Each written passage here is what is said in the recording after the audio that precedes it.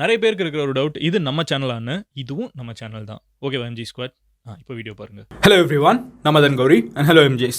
25th July 2001 கேரளாவில் இருக்கிற இடுக்கி அப்படிங்கிற ஒரு டிஸ்ட்ரிக்டில் ஒரு நார்மலான ஒரு டே. எப்பவும் போல் காலையில் எழுந்திரிச்சு எல்லாருமே ஸ்கூலுக்கு, ஆஃபீஸுக்கு, வெளியில் காலேஜுக்குன்னு கிளம்பி போயிட்டுருக்காங்க. அப்படி போயிட்டுருக்கப்போ திடீர்னு கேரளாவில் மழை பெய்ய ஆரம்பிக்குது. பட் கேரளாவில் மழை பெய்யறது ஒன்றும் பெரிய அதிசயம் இல்லை, எப்பவும் போல தான் மழை பெய்ய ஆரம்பிக்குது.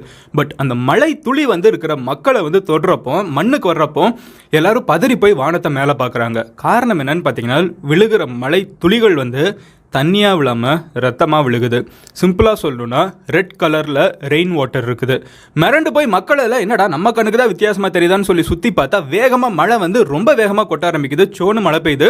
சுற்றி பார்த்தீங்கன்னா விழுகிற மழை துளிகள் எல்லாமே ரத்த வெள்ளமாக ஊருக்குள்ளே ஓடுற மாதிரி இருக்குது. இது உண்மையிலே கேரளாவில் நடந்த ஒரு விஷயம். எப்படி கேரளாவில் ரெட் ரெயின் வந்துச்சு?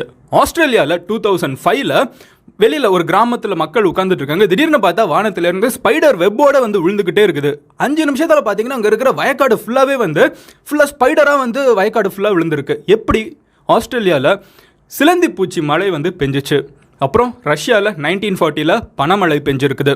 இன்னும் வேறு கிரகத்துலலாம் டைமண்ட் மழையே பெய்யுதுன்னு சொல்கிறாங்க. இப்போ கொஞ்ச நாளாக தமிழ்நாட்டில் பயங்கரமாக மழை பெஞ்சிட்ருக்கு. சென்னையிலலாம் முக்கால்வாசி தண்ணியாக தான் விழுந்துட்டு இருக்குது. பட் இந்த மாதிரி இருக்கிற நேரத்தில் உலகத்திலே கிரேசியாக இது வரைக்கும் நடந்த 5 கிரேசியான ரெயினை பற்றி உங்ககிட்ட சொல்ல போகிறேன். மீனெல்லாம் வானத்திலேருந்தே விழுவுன்னு சொன்னால் உங்களால் நம்ப முடியுமா? எஸ், இந்த மாதிரி இருக்கிற 5 கிரேசியான ரெயின் நான் ஒவ்வொன்றா உங்ககிட்ட சொல்ல போகிறேன். அண்ட் அதில் உங்களுக்கு எது ரொம்ப ஃபேவரட், இது உங்கள் ஊரில் இப்போ சீக்கிரமாக பெஞ்சா சூப்பராக இருக்கும்பான்னு எதை நினைக்கிறீங்கிறத கமெண்ட்டில் லீவ் பண்ணுங்கள். ஸோ இப்போ நம்ம ஒவ்வொன்றா பார்க்க ஆரம்பிப்போம். பட் அதெல்லாம் நம்ம பார்க்க ஆரம்பிக்கிறதுக்கு முன்னாடி நீங்கள் இந்த சேனலை இன்னும் சப்ஸ்கிரைப் பண்ணணும், சப்ஸ்கிரைப் பண்ணுங்கள். சப்ஸ்கிரைப் பண்ணிங்கன்னா தான் டெய்லி போஸ்ட் பண்ணுற வீடியோஸ் உங்களுக்கு சேரும். ஓகேவா எம்ஜி ஸ்குவாட்? இப்போ நம்ம நான் ஜாயின் பட்டனை பற்றி இப்போ பேசுகிறது கடைசியில் பேசுகிறேன். பட் எனிவே இப்போ நம்ம டாபிக்குள்ளே போகலாம் வாங்க. ஸோ முதல் விஷயம் என்னன்னு பார்த்தீங்கன்னா, கேரளாவில் நடந்த சம்பவத்துலேருந்து வர ஆரம்பிக்கிறேன். நம்ம ரெட் ரெயினில் ஆரம்பித்து முடிக்க போகிறது நம்ம மணி ரெயின்லேருந்து முடிக்க போகிறோம். ஸோ இந்த முதல்ல நம்ம பிளட் ரெயின் இல்லை ரெட் ரெயின்லேருந்தே வர ஆரம்பிப்போம். ஸோ 2001 நான் சொன்ன மாதிரி ஜூலை மாதம் கேரளாவில் இடுக்கி டிஸ்ட்ரிக்டில் பயங்கரமாக மழை பெய்யுது. அது ஒரு மழை சீசன் கூட சொல்கிறாங்க. அந்த இடத்துல மழையும் காமனான ஒரு விஷயம் தான். பட் இடுக்கியோட சென்டரில் இருக்கிற சில ஸ்கொயர் கிலோமீட்டர்ஸ்க்கு மழை பெய்யுறது ரத்த மழையாக பெய்யுது, இல்லை ரெட் கலரில் மழை பெய்யுது. ஸ்டார்டிங்கில் அங்கே இருக்க மக்களுக்கு ஒன்றுமே புரியல, என்னடா சிவப்பு கலரில் மழை பெய்யுதுன்னு சொல்லி எல்லாருமே பதறி போகிறாங்க. அண்ட் மழை எப்படின்னு பார்த்தீங்கன்னா எல்லா இடத்துலையும் மழை பெஞ்சிட்டு இருக்கும். பட் ஒரு பர்டிகுலர் ஏரியாவில் மட்டும் ரெட் கலரில் மழை பெஞ்சிட்டு இருக்கும். அந்த எந்த அளவுக்கு ரெட்னு பார்த்தீங்கன்னா, அப்படியே ஊருக்குள்ளெல்லாம் தண்ணி உழுந்து அப்படியே சாக்கடையிலலாம் தண்ணி ஓடும். கரெக்டாக அதெல்லாம் பார்த்தா சிவப்பு கலரில் ஓடுறது பார்த்தா ஏதோ ரத்த வெள்ளம் ஓடுற மாதிரி இருக்கிறதா சினிமாவில் தான் கேள்விப்பட்டிருப்போம், ஜோம்பி படத்தில் பார்த்துருப்போம். பட் யதார்த்தத்தில் கண்ணு முன்னாடி இப்படி ஓடிச்சுன்னு எப்படி இருக்கும்னு யோசிச்சு பாருங்க. நீங்கள் கார் ஓட்டிட்டு இருக்கீங்க, அப்படியே ரெட் கலரில் அப்படியே ஃபுல்லாக தண்ணியாக வானத்துலேருந்து விழுந்தா எப்படி இருக்கும்? கேட்கறதுக்கே கிரேசியாக இருந்தாலும் இது கேரளாவில் நடந்துச்சு. நடந்ததுக்கப்புறம் அங்கே இருக்கிற மக்கள்லாம் ரொம்பவே பதறி போய் வேகமாக நியூஸ் ரிப்போர்ட்டர்ஸ், லோக்கல் மீடியா வர்றாங்க. இன்டர்நேஷனல் லெவலில் இதுக்கு சீக்கிரமாக கவரேஜ் கிடைக்க ஆரம்பிச்சிருது. காரணம் என்னன்னு பார்த்தீங்கன்னா, ஏன் இங்கே ரெட் ரெயின் வந்துச்சு அப்படிங்கிறது யாருக்குமே பதிலே கிடையாது. அண்ட் கேரளாவில் மாடர்ன் ஹிஸ்டரியில் இதான் ஃபர்ஸ்ட் டைம் நடக்குதுன்னு கூட சொல்லலாம். இதுக்கு முன்னாடி கதைகளாக கேரளாவில் இடுக்கி டிஸ்ட்ரிக்ட்ல நிறைய டைம் சொல்லியிருக்காங்க. இந்த மாதிரி கேரளாவில் சின்ன வயசுலலாம் கதை சொல்லுவாங்களாம். பாட்டி தாத்தா இருந்துக்கிட்டு சின்ன வயசில் ரெட்டாக மழை வானத்திலேருந்து ரத்த மழையெல்லாம் பெஞ்சிச்சுன்னு. பட் அதெல்லாம் இருக்கிற மக்கள் இருந்துக்கிட்டு மூட நம்பிக்கைன்னு தள்ளி விட்டாங்க. பட் இதான் ஃபர்ஸ்ட் டைம் அங்கே இருக்கிற மக்களும் பார்க்குறாங்க. இது உடனே பெரிய நியூஸாக சென்சேஷனாக மாறினதுக்கப்புறம் என்னதுன்னு பார்த்தீங்கன்னா, முதல்ல யாருக்குமே பதில் தெரியல. ஸோ அதுக்கப்புறம் இந்த தண்ணியெல்லாம் எடுத்து டெஸ்ட் பண்ணி பார்க்குறாங்க. இது 10 நாளுக்கு கண்டினியூஸாக இந்த மாதிரி மழை விட்டு விட்டு பெஞ்சுக்கிட்டே இருக்குது. ஒரு நாள் இன்சிடென்ட்ல 10 டேஸ்க்கு கண்டினியூஸாக நடக்குது. செப்டம்பர் மாதம் வரைக்கும் கொஞ்சம் பிரேக் விட்டு நடக்குதுன்னு கூட சொல்லலாம். ஸோ இதெல்லாத்தையும் தண்ணியெல்லாம் எடுத்து கலெக்ட் பண்ணி டெஸ்ட் பண்ணி பார்த்தா இந்த தண்ணியில் மைக்ரோ ஆர்கானிசம்ஸ் இருக்குது அப்படிங்கிறத அங்கே இருக்கிற ரிசர்ச்சர்ஸ் கண்டுபிடிக்கிறாங்க. ஸோ வானத்திலேருந்து எப்படி மைக்ரோ ஆர்கானிசம்ஸ் வரும், வானத்தில் யார் உயிர் வாழ்றாங்கிற ஒரு கேள்வி மக்களுக்குள்ள வர ஆரம்பிக்குது. எல்லாருமே குழம்பி போகிறாங்க. எப்படி அதுவும் இந்த இடத்துல மட்டும் வருது, சுற்றி இருக்கிற எந்த இடத்துக்கும் போக மாட்டேங்க, இந்த இடத்துல மட்டும் ஸ்பெசிஃபிக்காக எப்படி ரெட் கலரில் ரெயின் வருது, இல்லை பிளட் ரெயின் வருது அப்படின்னு சொல்லி பயங்கர ஃபினாமினா போயிட்டு இருக்குது. அப்படி போயிட்டு இருக்கப்போ ஒரு பயங்கரமான ஒரு கான்ஸ்பிரசி தியரி ப்ரப்போஸ் பண்ணப்படுது. அண்ட் இதை CNN மாதிரி இன்டர்நேஷனல் அவுட்லெட்ஸும் பப்ளிஷ் பண்ணுறாங்க. அது என்ன கான்ஸ்பிரசி தியரி? கான்ஸ்பிரசி தியரினா ஒரு வதந்தி மாதிரி வச்சுக்கோங்க. ஸோ இந்த கான்ஸ்பிரசி தியரி என்ன அப்படிங்கிறது பார்த்தீங்கன்னா, வானத்தில் இருக்கிற அந்த ஆகாயத்தில், அதாவது ஸ்பேஸில், அவுட்டர் ஸ்பேஸில் நிறைய கற்கள்லாம் பறந்துட்டு இருக்கல, அந்த மாதிரி ஏதாவது ஒரு கல் கேரளா மேலே வெடிச்சிருக்கணும். அது வெடிச்சது இந்த இடத்துல மழையா, அந்த கிளவுட்ஸாக அது மிக்ஸ் ஆகி மழையா பெஞ்சிட்டு இருக்கு அப்படின்னு ஒரு தியரி ப்ரொபோஸ் பண்ணப்படுது. பட் உங்களுக்கு ஒரு டவுட் இருக்கும், சரி மதுனே இதில் என்ன கிரேசியாக இருக்குது அப்படின்னு கேட்டிங்கன்னா, கிரேசியான பார்ட் சொல்கிறேன். ஸோ இதை ப்ரொபோஸ் பண்ணவங்க என்ன சொன்னாங்க அப்படின்னு பார்த்தீங்கன்னா, வானத்திலேருந்து பெய்கிற மழையில் அந்த மைக்ரோ ஆர்கானிசம்ஸ் இருக்குது, அதனால தான் அங்கே இருக்கிற தண்ணி ரெட் கலரில் இருக்குது, விழுகிற தண்ணி ரெட் கலரில் இருக்குன்னு நம்ம சொன்னோம்ல. ஸோ அவங்க என்ன சொன்னாங்கன்னு பார்த்தீங்கன்னா, இந்த மைக்ரோ ஆர்கானிசம்ஸ் ஸ்பேஸில் உயிர் வாழ்கிற ஏலியன்ஸ், அது வெடிச்சு சதறினதுக்கப்புறம் அது கேரளாவில் இந்த இடத்துல விழுந்திருக்கு, அதனால கேரளாவுக்கு ஏலியன்ஸில் உள்ள புகுந்துருச்சுன்னு சொல்லிட்டு ஒரு பயங்கர கதையை கிளப்பி விட்டாங்க. பட் இதை அவங்க பேக்கப் பண்ணுறதுக்கு இதில் மைக்ரோ ஆர்கானிசம்ஸ் கிளவுட்ஸ் உண்மையிலேயே இந்த தண்ணியில் இருக்குதுங்கிறத வந்து அவங்க ப்ரூஃபாக காமிச்சிட்டு இருந்தாங்க. அண்ட் இதை வந்து CNN மாதிரி பெரிய இன்டர்நேஷனல் மீடியா அவுட்லெட்ஸும் வந்து பேசிக்கிட்டே இருந்தாங்க. பட் இது நாளாக வந்து நிறைய பேருக்கு சந்தேகம் வர ஆரம்பிச்சு ஒரு பெரிய இன்டர்நேஷனல் ரிசர்ச் நடத்தப்பட்டுச்சு. அதில் ஃபைனலி கேரளாவோட கவர்மெண்ட்டும் இன்னொரு யூரோப்பியன் கவர்மெண்ட்டும் ஒன்றா சேர்ந்து கண்டுபிடிச்சது என்னன்னு பார்த்தீங்கன்னா, இந்த மழை வந்து ஒரு ஆல்கேனால உருவாக்கப்பட்ட மழை. ஒரு பாசி வந்து அதிகமாக வந்து தண்ணியோட வானத்தில் இருக்கிற கிளவுட்ஸோட மிக்ஸ் ஆகிருக்கணும். அந்த பாசி தான் வந்து ரெட் கலரில் இருக்குது. இப்போ நம்ம ஊர்லலாம் வந்து பார்ப்போம் கரெக்டாக, அந்த மரத்துலலாம் வந்து பாசி பிடிச்சிருக்குல்ல, அந்த பாசி தான் வந்து ரெட் கலரில் இருக்கிற ஒரு பாசி. அது வந்து மழையாக பெய்யுது அப்படின்னு சொன்னாங்க. இன்னொருக்கும் எல்லாருக்குமே டவுட், ஆனால் அந்த ரெட் கலர் பாசி வந்து கேரளா ஒன்றும் பெருசாக இல்லையான்னு பார்த்தீங்கன்னா, தேடி போய் பார்த்தா இது யூரோப்பில் இருக்கிற ஆஸ்திரியா அப்படிங்கிற ஒரு கண்ட்ரியில் வந்து இந்த பாசி வந்து பிடிச்சிருக்குன்னு சொல்கிறாங்க. ஸோ அங்கேருந்து வந்து கிளவுட்ஸில் போய் மிக்ஸ் ஆகிருக்கணும். அப்படி கிளவுடில் மிக்ஸ் ஆகிறது வந்து எவாபரேட் ஆகிலாம் போகல. அந்த மாதிரி தண்ணியாக இருக்கிற சில ஆல்கே வந்து இதுவும் எவாபரேட் ஆகி போயிருக்கணும். அண்ட் மைக்ரோ ஆர்கானிசம்ஸ் தானே. ஸோ அது அந்த மாதிரி கிளவுட்ஸோட போய் மிக்ஸ் ஆனதுக்கப்புறம் விண்டு வந்து அங்கேருந்து கேரளா மேலே கொண்டு வந்து இது மழையாக பெய்ய விட்டுருக்கணும் அப்படின்னு சொல்லி ஒரு பயங்கரமான தியரி வந்து ப்ரொப்போஸ் பண்ணப்பட்டிருக்கு. இது வந்து இன்னைக்கு வைடாக எல்லாருனாலையும் அக்செப்ட் பண்ணப்படுது.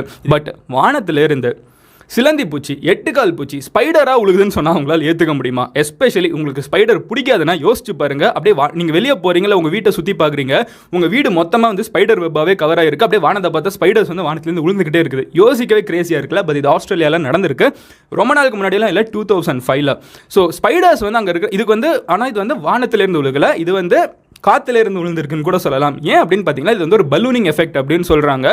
ஸ்பைடர்ஸ் வந்து அங்கே ஆஸ்திரேலியாவில் வந்து ரொம்பவே காமனான ஒரு ஃபினாமினன் வேறு சொல்கிறாங்க. ஸோ ஸ்பைடர்ஸை பொறுத்தளவுக்கு ஜென்ரலாக இந்த மண்ணிலெல்லாம் வந்து வெப்பு கட்டும், மரத்துலலாம் வெப்பு கட்டும் கரெக்டாக.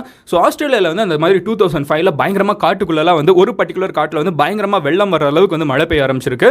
ஸோ ஸ்பைடர்ஸ் வந்து இந்த தண்ணியிலலாம் அடிச்சுட்டு போயிடக்கூடாதுங்கிறதுக்காக ஸ்பைடர்லாம் என்ன பண்ணியிருக்குன்னு பார்த்தீங்கன்னா, ஒரு ஸ்பைடர் 2 ஸ்பைடர் இல்லை, மில்லியன்ஸ் ஆஃப் ஸ்பைடர். ஸோ வந்து லட்சக்கணக்கான ஸ்பைடர், 10 லட்சத்துக்கும் மேலே இருக்கிற ஸ்பைடர்ஸ் வந்து மரத்தோட உச்சத்துக்கு போய், அது இருக்கிறதுலே டாலான மரங்கள்லாம் இருக்குல்ல, அந்த ட்வைலைட் படத்துலலாம் காமிப்பாங்க, அது மாதிரி இருக்கிறதுலே ஹைட்டான மரத்துலலாம் போய் உச்சத்துக்கு போய் வந்து அது வெப்பு கட்டி வச்சுக்குமா. ஒரே நேரத்தில் மில்லியன்ஸ் ஆஃப் ஸ்பைடர்ஸ் வந்து இந்த மாதிரி அந்த காட்டுக்குள்ளே பண்ணியிருக்கேன், ஆனால் தண்ணியில் அடிச்சு போயிடக்கூடாதுன்னு. ஸோ அதுக்கப்புறம் என்ன ஆகுதுன்னு பார்த்தீங்கன்னா, இது வந்து ஸ்பைடர் வேணும்னே பண்ணுது. இதுக்கு பேர் பலூனிங் எஃபெக்ட்னு வேறு இதுக்கு ஒரு பேர் கொடுத்துருக்காங்க. ஸோ ஸ்பைடர்ஸ் வந்து அதுக்கப்புறம் எதை எதிர்பார்த்து பண்ணுதுன்னு பார்த்தீங்கன்னா, அங்கே வந்து பயங்கரமாக புயல் அடிக்கும் கரெக்டாக, விண்டு அதெல்லாம் வரதானே செய்யும். ஸோ அந்த விண்டு வந்து ஸ்பைடர் வந்து வெப்பு வேறு கட்டி வச்சிருக்கிறதுனால ஏதோ பலூன் மாதிரி அதை வந்து மொத்தமாக தூக்கிடுமா. ஸோ அந்த காற்று வந்து ஸ்பைடரை வந்து அந்த மழை இருக்கிற அந்த அதிகமாக வந்து தண்ணி இருக்கிற இடத்தெல்லாம் வந்து தாண்டி கொண்டு போய் வேற ஒரு இடத்துல வந்து விட்டுட்டு போயிடுமா. இந்த காற்று வந்து பை டிஃபால்ட் இப்படி தான் ஒர்க் ஆகுமா. இது வந்து ஸ்பைடர்ஸ்க்கு தெரியும். இவல்யூஷன் வைஸாக வந்து ஸ்பைடர்ஸ் வந்து இந்த டெக்னாலஜியை யூஸ் பண்ணி ஆஸ்திரேலியாவில் இருக்கிற காடுகளில் வந்து உச்சத்துக்கு போய் இருந்திருக்கு. ஸோ ஃபைனலி என்ன இருக்குன்னு பார்த்தீங்கன்னா, அங்கே இருக்கிற மரத்தில் இருக்கிறதெல்லாம் வந்து விண்டு அடிச்சுட்டு போய் கிட்ட இருக்கிற ஒரு கிராமத்தில் வந்து திடீர்னு ஸ்பைடர், மில்லியன்ஸ் ஆஃப் ஸ்பைடர் வந்து ஒரே நேரத்தில் மொத்தமாக இறக்கி விட்டுருச்சு. நம்ம ஊர்லேயும் யதார்த்தத்திலே ஸ்பைடர் இதை பண்ணுன்னு சொல்கிறாங்க. பட் 1-2 ஸ்பைடர் தான் இந்த மாதிரி நடக்கும். பட் ஆஸ்திரேலியாவில் ஒரே நேரத்தில் மில்லியன்ஸ் ஆஃப் ஸ்பைடர் இது பண்ணதுனால ஒரு கிராமம் ஃபுல்லாக வெப்போட வந்து குட்டி குட்டி ஸ்பைடராக வந்து மொத்தமாக இறங்கியிருக்கு அப்படிங்கிறத யோசிச்சு பாருங்க. இது நம்ம ஊரில் நடந்தால் எப்படி இருக்கும்னு யோசிச்சு பாருங்க. கிரேசியான ரெயின் ஒன்று சொல்லட்டுமா, உங்களை பணக்காரன் ஆக்கிற ஒரு ரெயின் சொல்லட்டுமா, உங்களை அம்பானியை விட பணக்காரன் ஆக்கிற ஒரு ரெயின் சொல்லட்டுமா? அது எந்த இடம் நான் போய் சேரேன்னு தானே கேட்குறீங்க. Diamond rain. ஸோ வைரம் வந்து வானத்திலேருந்து விழுந்தா எப்படி இருக்கும்? அதுவும் 1 வைரம் 2 வைரம் கிடையாது, 1000 டன் வைரம் அப்படின்னு சொல்கிறாங்க. வருஷம் 1000 டன் டைமண்ட் ரெயின் வந்து பெய்கிற ஒரு இடம் இருக்குது. 1 டன் 1000 கிலோ. ஸோ 1000 டன்ஸ்னால் யோசிச்சு பாருங்கள். நம்ம அதனை எந்த இடம்னு சொல்லி நான் போய் அங்கே பணக்கார நேரம் தானே கேட்குறீங்க. இடத்த சொல்கிறேன், பட் போகிறதுக்கு தான் கொஞ்சம் செலவாகும். Saturn and Jupiter. நக்கலான்னு கேட்குறீங்களா? இல்லை உண்மையிலே. ஸோ சாட்டர்ன் அண்ட் ஜூபிட்டர் 2 இடத்துலையுமே, பட் 2 இடத்துலையுமே வந்து 1000 டன் ரெயின் வந்து வருஷம் பெய்யுதுன்னு சொல்கிறாங்க. ஏன் அப்படின்னு கேட்டிங்கன்னா, டைமண்டாக பேசிக்காக என்ன, நம்ம ஊரில் தான் அது வந்து நம்ம பிளானெட்டில் தான் அது ரொம்ப காஸ்ட்லியான ஒரு விஷயம். Diamond is nothing but carbon தான் கரெக்டாக. ஸோ ஜூபிட்டர் அண்ட் சாட்டர்ன் அப்படிங்கிற இந்த 2 பிளானெட்டில் வந்து அதிகமான ப்ரெஷர் இருக்கிறதுனால அந்த இடத்துல வந்து கார்பன் வந்து வானத்துலேருந்து உழுகிறப்பமே வந்து டைமண்டாக மாறிடுது அப்படின்னு சொல்கிறாங்க. அது வந்து மொத்தமாக தரையில் போய் விழுகிறப்ப அது தர கிடையாது, அங்கே வந்து ஒரு மிகப்பெரிய ஒரு கெமிக்கல் கடல் இருக்க மாதிரி இருக்குது. ஸோ அது மறுபடியும் வந்து உருகிடுது.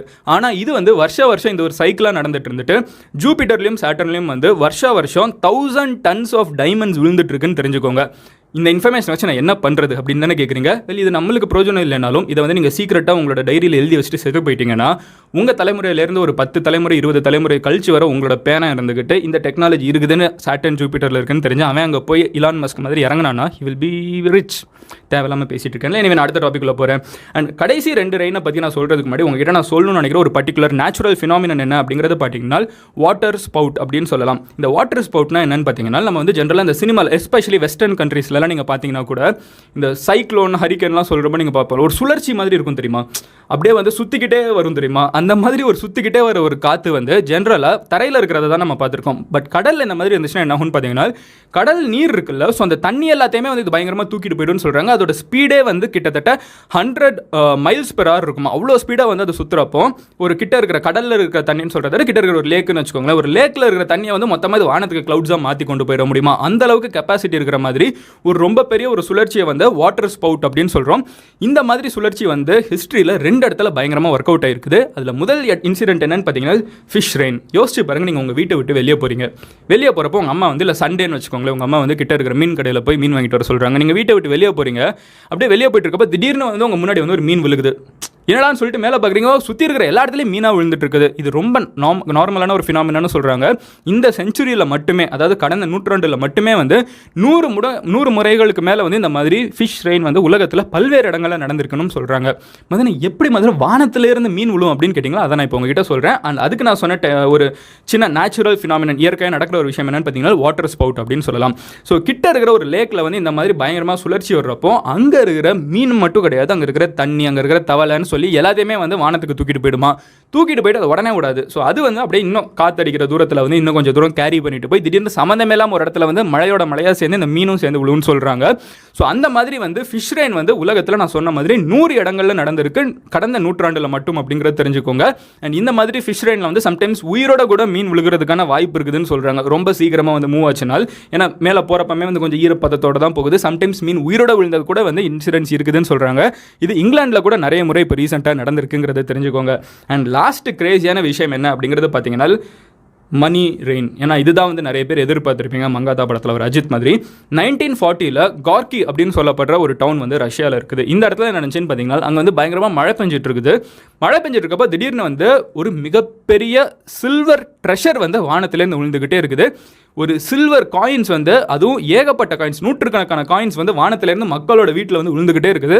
கார்கி அப்படிங்கிறது வந்து ரொம்ப குட்டி டவுன். அங்கே இருக்கிற மக்கள் எல்லாருமே அந்த காசெல்லாம் வச்சுக்கிட்டு வந்து அடுத்த ஒரு 2-3 வருஷத்துக்கு வந்து சர்வே வர அளவுக்கு திடீர்னு வானத்திலேருந்து பணமழை பெஞ்சிருக்கு. உங்களுக்கு டவுட் இருக்கும், அது மீன் வானத்துக்கு போச்சு ஒரு நியாயம் இருக்குது, ஏன் அல்கே கூட வானத்துக்கு போச்சு அதில் ஒரு அர்த்தம் இருக்குது, சிவப்பு ரெயின் எல்லாம் அக்செப்ட் பண்ணிடலாம், பட் பணம் எப்படி மதன வானத்திலேருந்து வரும்னு கேட்டிங்கன்னா அந்த மாதிரி வந்து நான் சொன்னேன்ல இந்த வாட்டர் ஸ்போர்ட்டுங்கிற ஒரு டெக்னிக்கு. ஸோ அந்த வாட்டர் ஸ்போர்ட் அப்படிங்கிற ஒரு ஃபினாமினால கிட்ட இருக்கிற ஒரு லேக்கில் வந்து ரொம்ப வருஷத்துக்கு முன்னாடி வந்து எவனோ ஒருத்தன் இவ்வளோ சில்வர் காயினையும் வந்து எவனோ ஒருத்தன் வச்சு போட்டு போயிருக்கான்.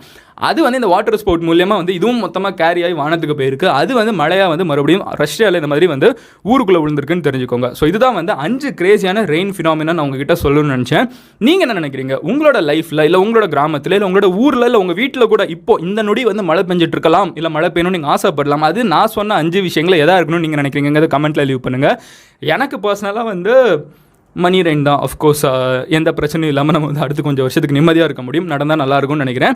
பட் அகைன் பேராசை பெருநஷ்டம்னு சொல்லுவாங்க. அது அப்படியே பெய்கிற மழை வந்து நம்ம வீட்டில் பெய்யாமல் பக்கத்து வீட்டில் பெஞ்சிருச்சுன்னா அது நம்மளுக்கு பிரோஜனமே இருக்காது. பட் உங்களுக்கு எது ரொம்ப ஃபேவரட்டாக இருக்குது? இந்த ரெயின் வந்து நான் வாழ்க்கையில் கண்டிப்பாக ஒரு முறையாவது பார்க்கணும், எக்ஸ்பீரியன்ஸ் பண்ணணும்னு நினைக்கிறீங்க, அதை கமெண்ட்டில் லீவ் பண்ணுங்கள்.